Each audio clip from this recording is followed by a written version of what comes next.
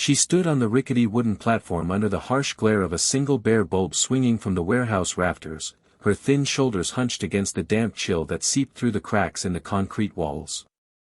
The air smelled of rust, sweat, and cheap cigarette smoke, the kind that clung to your clothes for days. Her name was Mira, or at least that was what they called her now. Stripped of the real one, she'd whispered to herself in the dark during the long truck ride from the border. 19 years old, but she looked younger, fragile, with wide dark eyes that had once sparkled with dreams of nursing school back in her village. Now those eyes were dull, rimmed red from nights without sleep, her black hair matted and falling across a face bruised in shades of yellow and purple that makeup couldn't fully hide. The auctioneer, a thick-necked man with a gold chain glinting against his hairy chest, barked numbers into a crackling microphone. Lot 23. Fresh from the east. Docile. Speaks a little English. Good for domestic or other services. Starting bid, nothing. Who wants her for free? Come on, gentlemen, she's a steal. Laughter rippled through the small crowd of maybe 15 men clustered in the shadows.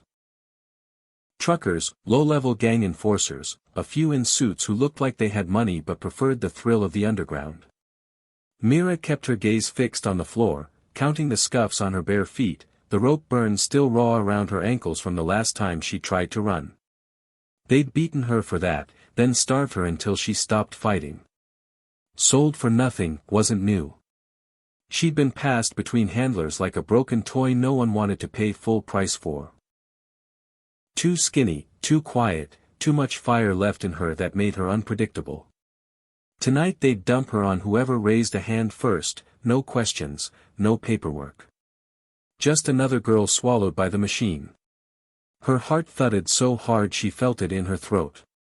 She thought of her little sister waiting back home, the letters she'd never been allowed to send. I'll come back, she had promised the night the men took her. Lies. Everything was lies now. The platform creaked as she shifted her weight, the thin dress they'd given her, too short, too tight, clinging to her like a second skin of shame. One of the men in the front row licked his lips, eyes crawling over her like hands. She swallowed the bile rising in her chest. This was it. The end of whatever was left of her. Then a voice cut through the murmurs, calm but edged with steel. I'll take her. Heads turned. The auctioneer paused, surprised. You what? No bid? Just like that? The man stepped forward into the light. He was tall, maybe 35, with broad shoulders under a worn leather jacket that had seen better days. His face was ordinary, short-cropped brown hair, a jaw shadowed with stubble, eyes the color of storm clouds, but there was something in the way he carried himself, steady, unhurried, like he'd walked into worse places and walked out again. His name was Daniel, though Mira didn't know that yet. A long-haul trucker who'd pulled into the wrong truck stop for coffee and overheard whispers that led him here, chasing a tip from a friend in a support network he volunteered with on the side. He wasn't a hero. He was just a man who'd lost his own sister to these streets years ago and swore he'd never look away again.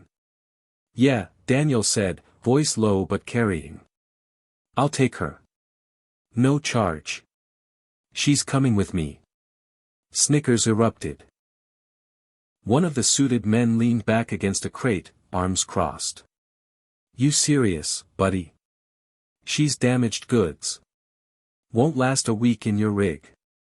But hey, if you want sloppy seconds after we're done. I said she's coming with me. Daniel's tone didn't rise, but the temperature in the room dropped. He pulled out his wallet, not to pay, but to flash something else, a worn photo of a young girl who looked a lot like Mira, smiling at a birthday cake. This is why. I've seen what you do. Not tonight. Not her. Mira lifted her head for the first time, locking eyes with him. Something flickered there, confusion, a spark of fear mixed with the tiniest ember of hope. No one had ever looked at her like that. Not like property. Like a person. Her lips parted, but no words came. The rope around her wrists chafed as she instinctively tugged against the handler holding her. The auctioneer laughed, a harsh bark. You think you can just walk in here and play savior? This ain't a charity, pal. She's sold. To the highest bidder. And right now, that's whoever wants her for free. Another man stood up, burly with tattoos snaking up his neck. Back off, truck boy. I saw her first. She'll fetch good money once I break her in proper. He reached for Myra's arm, fingers like iron. Daniel moved faster than anyone expected. In 2 strides he was at the platform, placing himself between Myra and the tattooed man. Touch her and we're going to have a problem. His hand rested casually near his belt, where the outline of something solid pressed against the leather, maybe a knife, maybe just the threat of one. The crowd shifted, tension crackling like static before a storm. One wrong word and the warehouse would explode into violence. Myra's breath caught. She could smell him now, coffee, diesel, and something clean, like soap from a truck stop shower. Not like the others, who reeked of greed and rot. Please, she whispered, so soft only he could hear. Don't let them. I can't anymore. Daniel glanced at her, and for a split second his mask cracked, raw pain in his eyes, the kind that came from carrying ghosts. I won't, he murmured back. You're not nothing. Not to me. The handler yanked her chain, pulling her stumbling forward. Enough talk. Girl's mind to move. But Daniel's hand shot out, gripping the man's wrist with surprising strength. The room went dead silent except for the bulb's faint buzz overhead. You listen to me, Daniel said, voice steady as a heartbeat. I've got friends. Real ones. Cops who owe me favors from runs up north. NGOs that track plates and faces. You sell her tonight, and by morning every one of you has heat you don't want. Or you let her walk out with me, and this stays quiet. Your choice. But she's not staying here. Lies, maybe. Or half-truths born from desperation. Daniel wasn't connected like that, not fully, but the bluff landed heavy. The suited men exchanged glances. The tattooed one snarled but stepped back half a pace, eyes narrowing. Money was one thing, trouble that could shut down the whole operation was another. Myra felt the handler's grip loosen just a fraction. Her knees trembled. Tears she'd held back for months burned behind her eyes.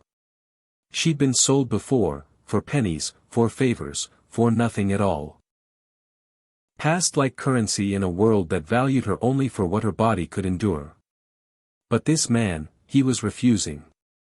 Standing in a room full of wolves and saying no.